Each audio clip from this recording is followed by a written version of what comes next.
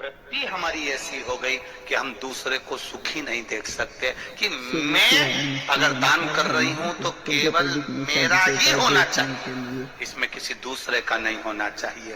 पर शिव महापुराण की कथा कहती है, एक चावल का दाना, मात्र एक धान, एक चावल का दाना जब हम शिव मंदिर में समर्पित करते हैं, दान करते हैं, तो जरा विचार करना पुण्य किस किस को मिलता है।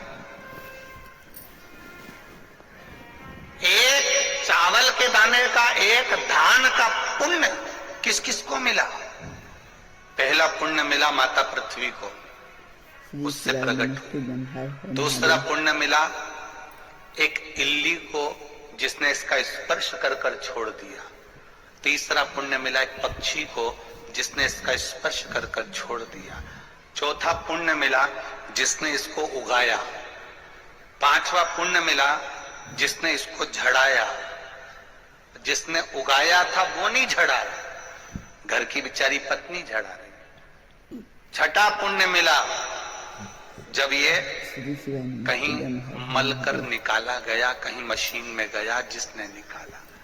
सातवां पुण्य मिला जब ये निकल कर घर में आया, जिसने संभाल कर रखा।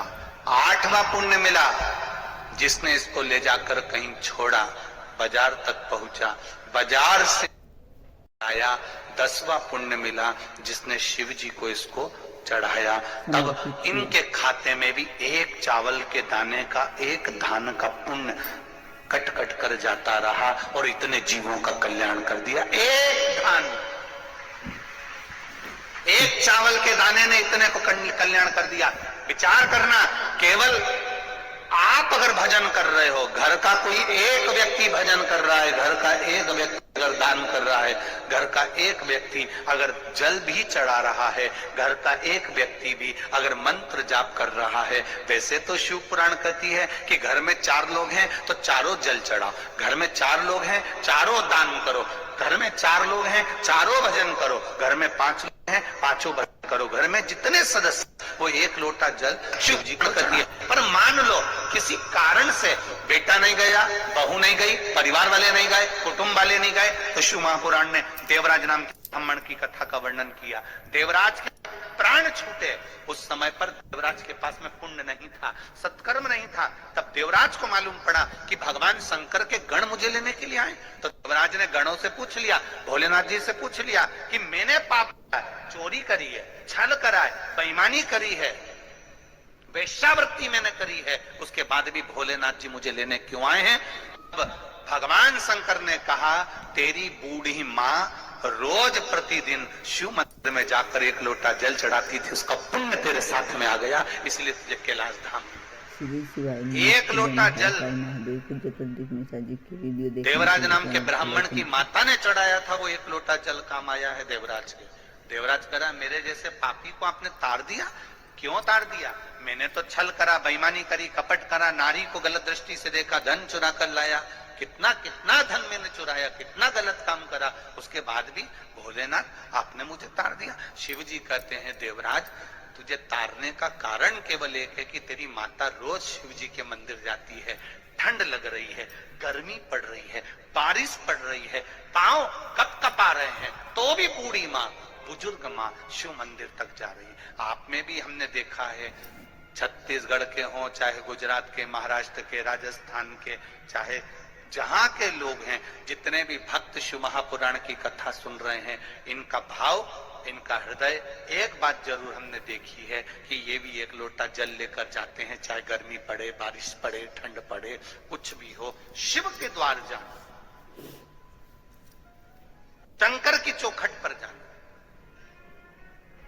1 लोटा जल का कितना महत्व है, जरा विचार करिएगा।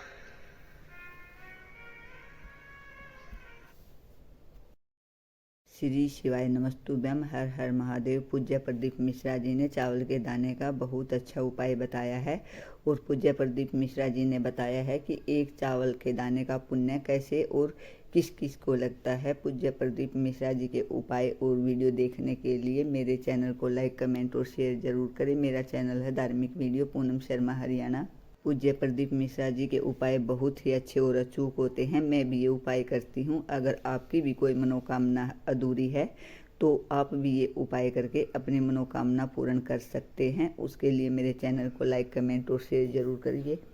देवताओं का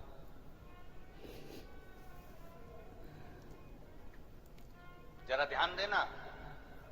कई लोग कहते हैं गुरुजी ये 1 लोटा जल तुम कहां से लेकर आए हो? ये 1 लोटे जल की महत्वता कहां से लेकर आए हो? जो दुनिया के लोग शिव महापुराण पर उंगली उठाएं, शंकर जी की पूजन पाठ पर उंगली उठाएं, उनको ये कथा जरूर सुना देना कि 1 लोटा जल कहां से आया। शिव मंदिर में जब आप कभी जाएं शंकर भगवान की, कभी ऐसा मौका लगे कि आपको लगे कि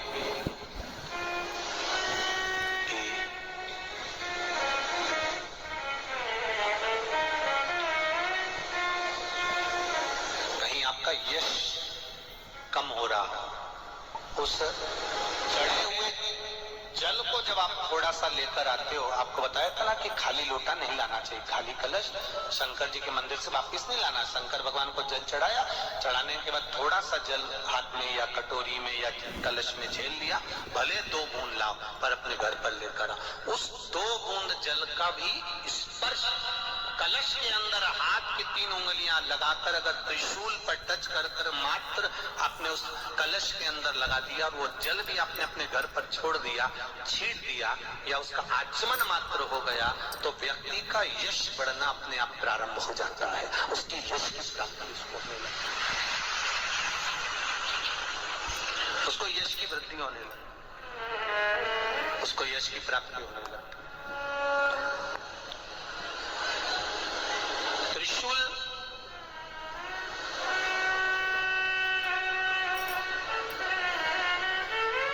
का दान, त्रिशूल का स्पर्श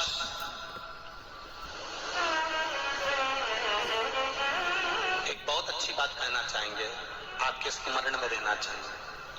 बहुत सुंदर। कभी अगर मौका लगे, कभी अगर मौका लगे, और शंकर भगवान का बहुत सुंदर श्रृंगार हो गया, बहुत सुंदर श्रृंगार हो गया, और शिव जी पे माला भी बहुत अच्छी चढ़ी है, बेलपत्र भी अच्छी चढ़ी है, धतूरा भी अच्छा चढ़ा हुआ है, फूल भी अच्छे चढ़े हुए हैं, और आपने देख लिया शिव जी का बहुत अच्छा श्रृंगार हो गया, और तुम्हें कभी मौका लग जाए ऐसा,